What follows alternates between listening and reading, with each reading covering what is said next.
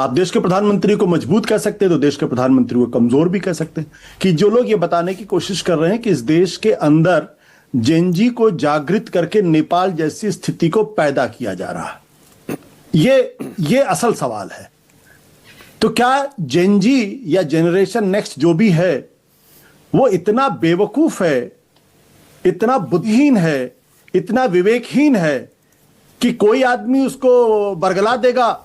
और वो खड़ा हो जाएगा और नेपाल में जो कुछ हुआ वो अकारण हुआ, या श्रीलंका में जो कुछ हुआ अकारण हुआ, बांग्लादेश में जो कुछ हुआ अकारण हुआ, फ्रांस में जो रिवॉल्यूशन हुआ वो सब अकारण हुआ।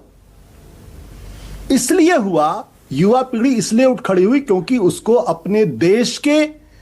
पॉलिटिकल लीडरशिप से नाराजगी थी,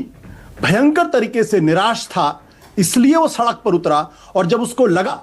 कि पुलिस और सेना के बल पे उसकी इच्छाओं को, आकांक्षाओं को कुचला जा रहा है, तब उसने वो रास्ता अख्तियार किया अंत में।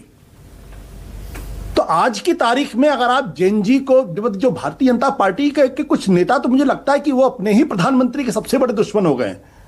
जो ये साबित करने में लगे हुए हैं कि उनका अपने ही नेता पर से भरोसा उठ गया है। ये जिस तरीके की भाषा का इस्तेमाल कर रहे हैं वो लोग,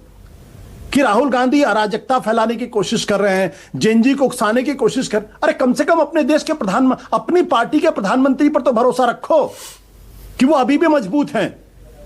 ये संकट जो है वो भारतीय जनता पार्टी और आरएसएस के अंदर और उनके समर्थकों का संकट ज्यादा है कि उनके अंदर बेचैनी फैल गई है कि कहीं श्रीलंका, बांग्लादेश और नेपाल जैसे हालात इस देश के अंदर तो नहीं बन रहे हैं। यह डर है जिसकी वजह से ओवर डिफेंसिव होकर वो दिल्ली विश्वविद्यालय का उदाहरण दे रहे हैं, यह बात को भूल जाते हुए कि दिसंबर 2023 में 3 राज्यों में भारतीय जनता पार्टी की भयंकर सरकारें बनी थी। उसके बाद राम मंदिर का उद्घाटन हुआ था, सब 400 सीटों की बात कर रहे थे और अंत में आई 240 सीटें।